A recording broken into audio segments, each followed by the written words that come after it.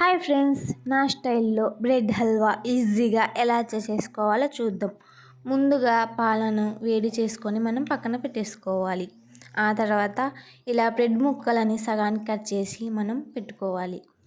ఆ తర్వాత ప్యాన్ పెట్టి ప్యాన్లో ఆయిల్ వేసి ఆయిల్ వేడెక్కిన తర్వాత మనం ఈ బ్రెడ్ ముక్కలను వేసుకొని వేయించుకోవాలి.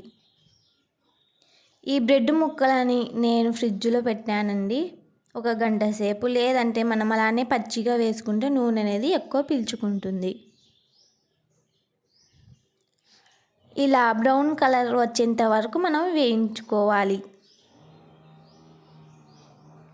ఇలానే అన్ని బ్రెడ్ ముక్కలను వేయించుకోవాలి.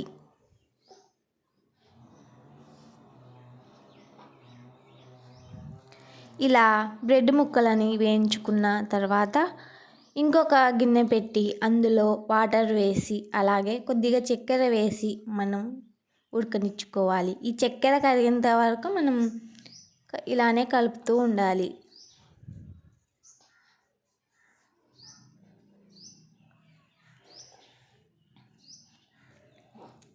ఆ తర్వాత కొద్దిగా యాలకుల పొడి అనేది వేసుకోవాలి.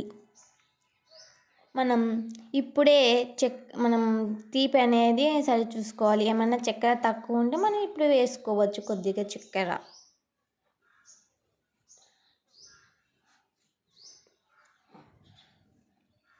ఇలా కలుపుతూ ఉండాలి. ఆ తర్వాత మనం ఈ పాకాన్ని సరి చూసుకోవాలి. ఇలా వీడియోలో చూపిస్తున్నట్టు జిగుటుగా రావాలి. తీగ పాకం అనేది రాకూడదు.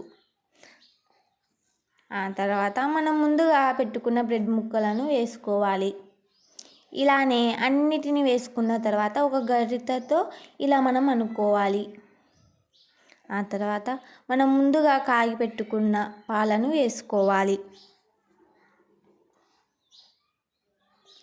ఇలా పాలను వేసుకున్న తర్వాత ఒక 5 మినిట్స్ మనం బాగా ఉడకనివ్వాలి.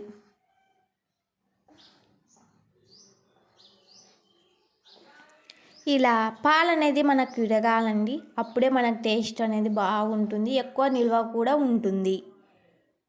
ఇలా ఉడకనిచ్చుకున్న తర్వాత మనం ముందుగా డ్రై ఫ్రూట్స్ అని వేయించుకుని పక్కన పెట్టేసుకోవాలి.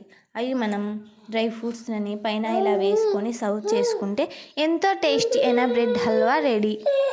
ఇలా ఒకసారి ట్రై చేయండి, సూపర్ ఉంటుంది. అలాగే ఈ వీడియో మీకు నచ్చినట్టయితే ప్లీజ్ నా ఛానల్ సబ్స్క్రైబ్ చేసుకోండి. అలాగే లైక్ కొట్టి వెళ్ళండి.